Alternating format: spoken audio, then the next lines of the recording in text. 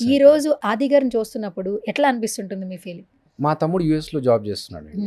So, మా తమ్ముడిని చూసినప్పుడు నాకు ఎలాంటి ఫీలింగ్ వస్తదో, వాడు హ్యాపీగా ఉన్నాడని చెప్పి ఆదిని చూసినప్పుడు అలాంటి ఫీలింగ్ వస్తుంది. ఎందుకంటే నేను జాబ్ చేస్తూ నేను సాఫ్ట్‌వేర్ జాబ్‌లోకి ఏదైతే ఎంటర్ అయ్యానో సేమ్ స్కిల్స్ మా తమ్ముడికి నేర్పించా.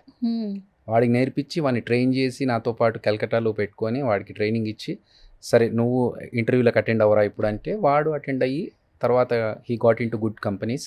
Now he is in US. So same thing apply to ఆది. ఆదిని మన టీంలోకి తీసుకొని ఆది నువ్వు రాయి, స్కిట్స్ రాయి అని చెప్పి మెల్లమెల్లగా వచ్చిన తర్వాత నాకు నాకు అప్పటికే ఒక 20, 30 స్కిట్స్ కాగానే అర్థమైపోయింది. అంటే టీమ్ లీడర్ అవుతాడా లేకపోతే ఏంటి అనేది పక్కన పెడితే he'll be definitely good writer అనేది నాకు అర్థమైపోయింది. నేను మా ఫనీకి వీళ్ళకి చెప్పేవాడిని మా టీంలో, అరే ఆది రేపు ఒక పెద్ద సినిమాకి కానీ ఏదైనా మంచి ఆపర్చునిటీ వచ్చి అతను అటు వెళ్ళాల్సి వస్తే మనం స్కిట్స్ రాసుకునే స్టేజ్లో ఉండాలి తప్ప మర్చిపోద్దురా, అతని మీద డిపెండెన్సీ పెట్టుకోవద్దు. సో అట్లా నాకు already had a positive intention towards ఆది. మంచి స్కిట్స్ చేస్తూ రైటర్గా మంచి పేరు తెచ్చుకుంటాడు అనేది నాకు ఉండిపోయింది.